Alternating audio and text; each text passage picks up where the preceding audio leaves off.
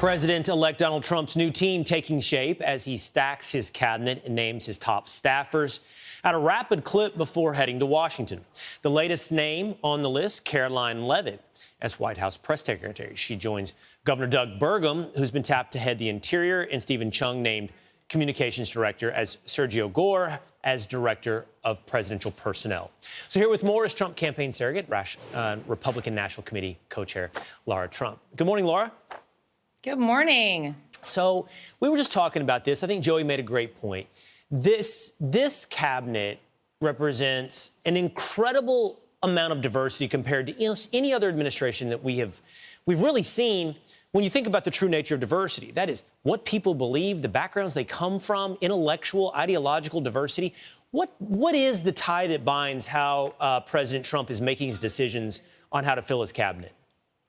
Yeah, well, he wants effective people, of course, and that's the number one concern he has. He wants people who are going to go into these positions and not be spending half their time trying to stab him in the back, not spending half of their time leaking stories to the press, but spending 100% of their time working on behalf of the American people. We have 4 years ahead of us that Donald Trump has tapped as the golden age of America, and he is putting effective, hardworking people into these positions to do exactly that. And, you know, you have to ask yourself, why is it, Will, that there would be so many people on the other side of the aisle out there concerned about a choice like RFK Jr., somebody who wants to make America healthy again? This is a guy who a year ago was running as a Democrat for president of the United States. Maybe it's because there are people who are concerned that things are going to impact their lives negatively from a monetary standpoint, and they don't want someone investigating some of these things. What I can tell you is that Donald Trump went in the first term of his time in the White House, and he really didn't understand Washington, D.C. He'll be the first to tell you that. I had to use people who were given to me because I was not a politician before, is what he always says. He understands now who he needs to put in these positions strategically so that they're going to do the work that is going to bring us to that golden age. And I think he has a slate of people who are going to do exactly that. And I want to just make a comment very quickly on your own Pete Hegseth, who I think is going to do an incredible job. Not only is he wholly qualified for this position, but I think something that people don't talk about enough is how recruitment is down for the United States military. Look, we want a strong, robust military. We never want to have to use it. Peace through strength. That's Donald Trump's motto. I think Pete Hegseth could be the person who is a recruiting tool for our U.S. military, and I would love to see that. That is exactly the kind of person we need at the tip of the spear. Should be. He makes me regret that I didn't serve. And so anybody younger can look at that in the forward lens instead of the rearview mirror like me. I want to see if I can get 2 questions in with you. The limited time before they tell me hurry up, Will. I asked you if there's a tie that binds, and you talked about loyalty and effectiveness, right?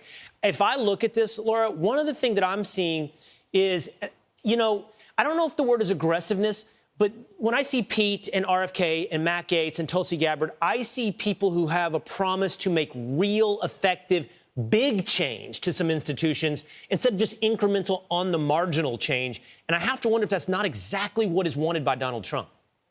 Well, it's what the American people want. That was the mandate that they delivered on Tuesday night, November 5th, when they overwhelmingly, with 312 electoral votes, voted for Donald Trump, the popular vote for Donald Trump. They want change. And all of these people, by the way, he's putting in these positions have all been in some ways affected negatively by the very systems that they're going in and going to try to be effective change there. You know, you look at Tulsi Gabbard, who was put on a no-fly list. Look at RFK Jr., who was not even allowed to primary Joe Biden. And look at the mess it got the Democrat Party into. These are people who understand what needs to happen and how to be effective movers. You're exactly right. They're disruptors in their own right in a great way for the American people, and it's going to be to our benefit. That's the word. Thank you, Laura. I've been searching for that word all week, disruptors. We see it in private industry. It's obviously what Elon Musk is, and we need to see disruptors in government. Are you one? So here's the question, Laura, that everyone's talking about. Your name has been floated to fill Senator Marco Rubio's seat in Florida in the United States Senate.